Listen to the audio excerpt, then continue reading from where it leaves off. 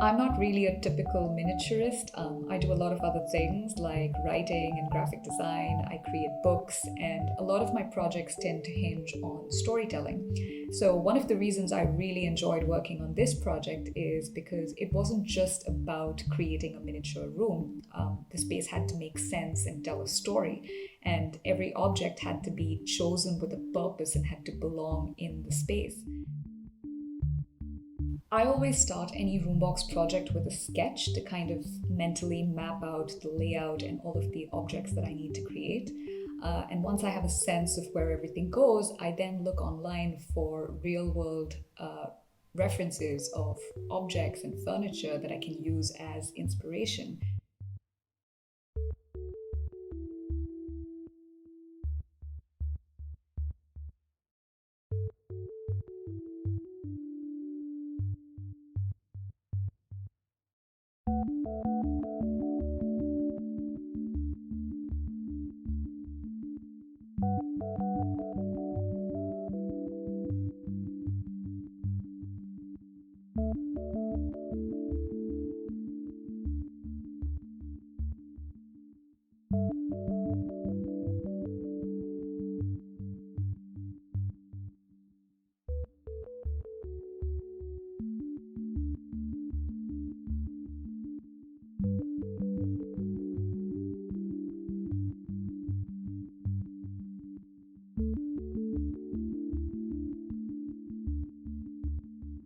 Even though it was just the kitchen and dining, I was looking for as many opportunities to create different kinds of textures and effects that I knew would translate well in miniature. So I wanted to incorporate things like the wainscoting on the wall, or the herringbone floors, or the pattern tiles, or the clear glass partition. And even with the furniture, I wanted to bring in different kinds of finishes, like the tan leather bench or the rattan console unit. And because when you have these different kinds of materials, they tend to photograph differently, they tend to catch the light differently, and they just create a much richer viewing experience. So, with any miniature project, for me, the most exciting part is to be able to create that kind of textural variety, and that's how I went about piecing together the aesthetic.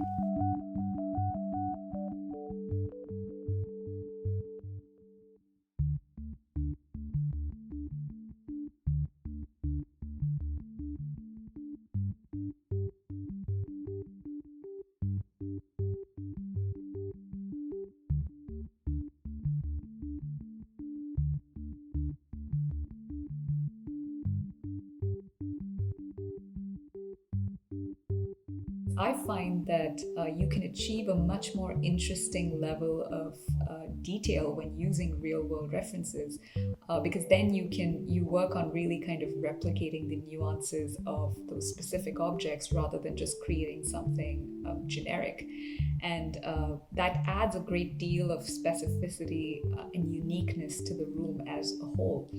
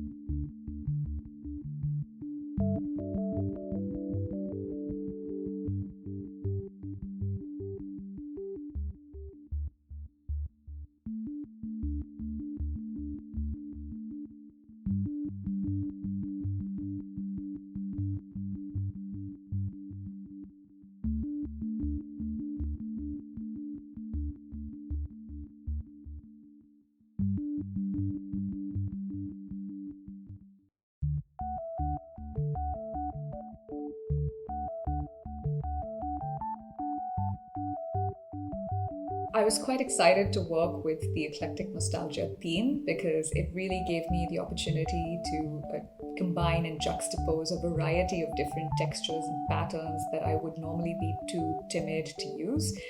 So I could bring in really intricate patterns and prints with things like the rug or the table runner.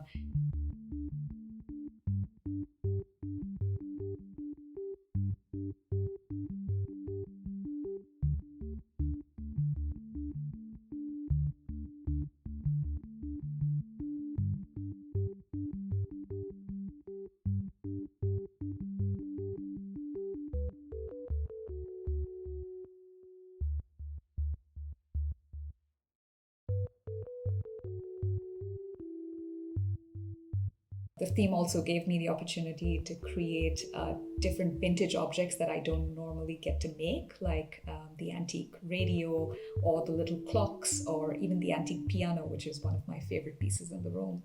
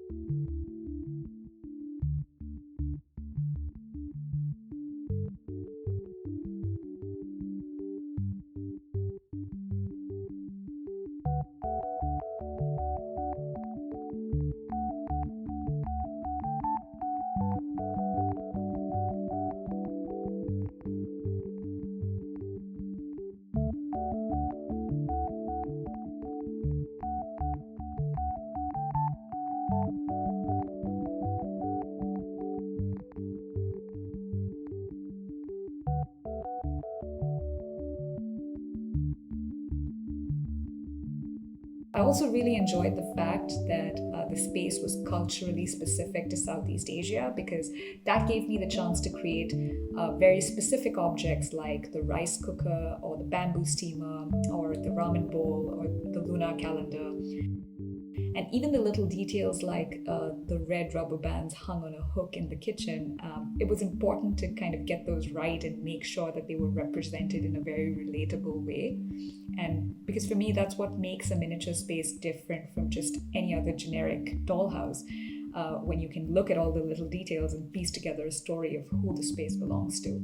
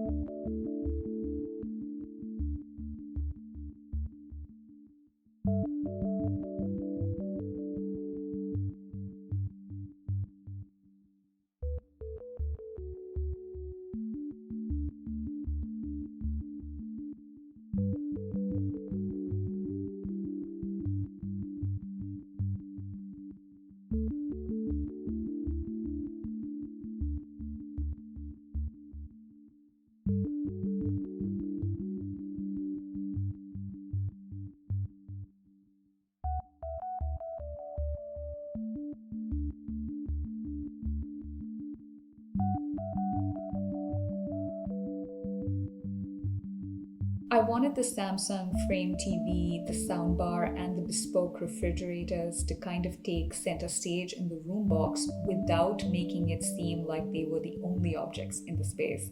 I wanted the space to seem like it was actually lived in as opposed to just being a model home created just to showcase these products. And the entire gallery wall was, in fact, designed around the TV as a centerpiece, and the art pieces from the Samsung gallery helped inform the surrounding artwork as well.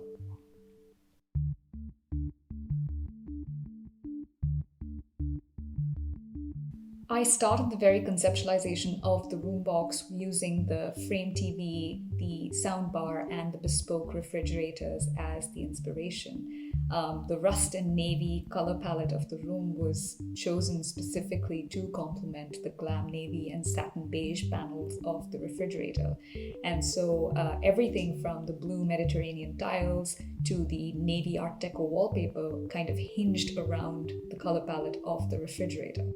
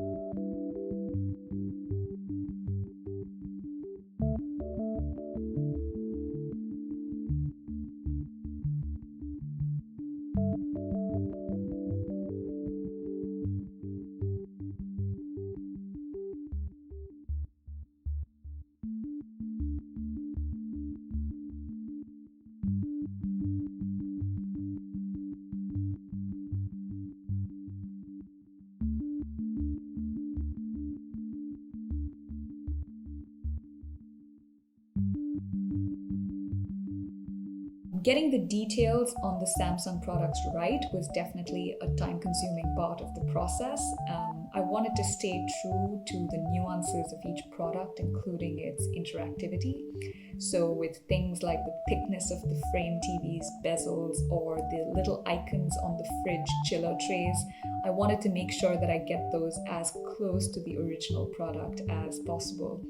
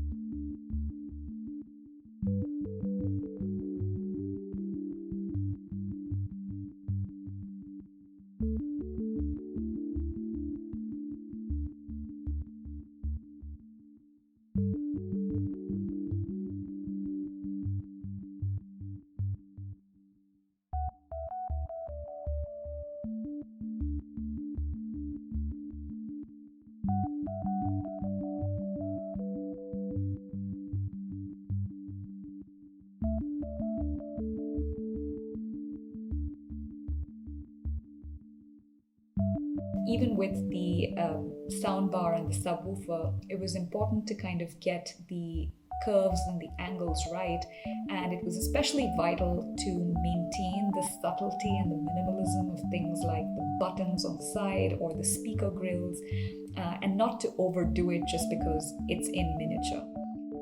And even though the soundbar and the subwoofer are very minimalistic and pristine in their design, there's something about their rounded edges and curves that seems to work really well with this vintage eclectic aesthetic.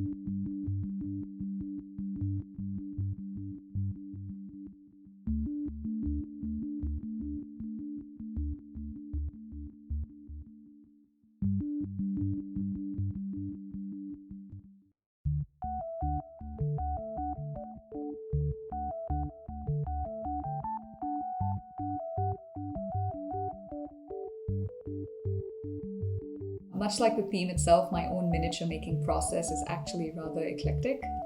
While all of the tiny food is often made with polymer clay, I use a variety of other materials to work on all of the other objects in the space.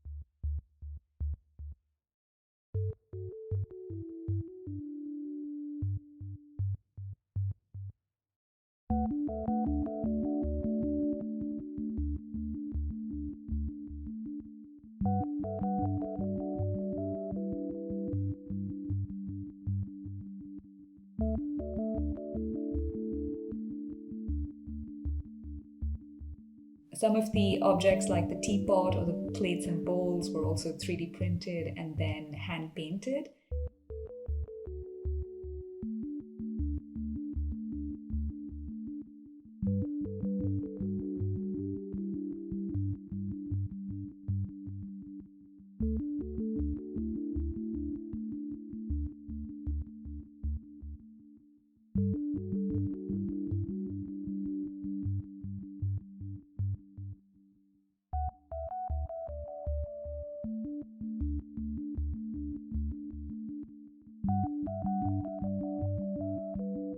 In fact, the water bottles and the drinking glasses were 3D printed out of clear resin so that they would come out transparent. I also use print for things like book covers or the artwork on the walls or food labels and boxes.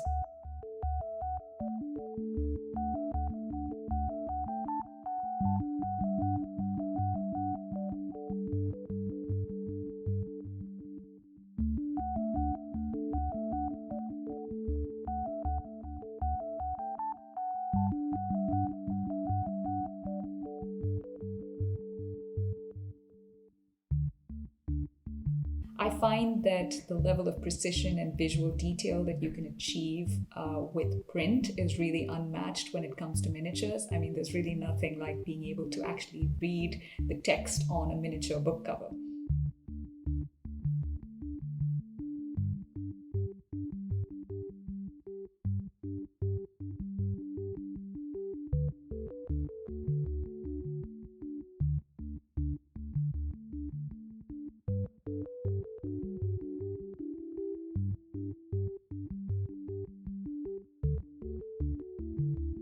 I also tend to use a lot of found objects in my miniature making. I use large novelty beads to create things like lampshades or planters. I use a lot of jewelry making supplies to create things like faucets and taps and towel rings. I turn large buttons into trays, so I really gravitate towards anything that works in my scale.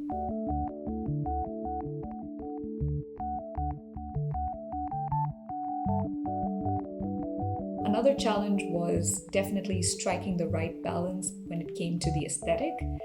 Given that my theme was eclectic nostalgia, it was really tricky to figure out how to juxtapose various patterns and textures without it becoming too overwhelming or jarring.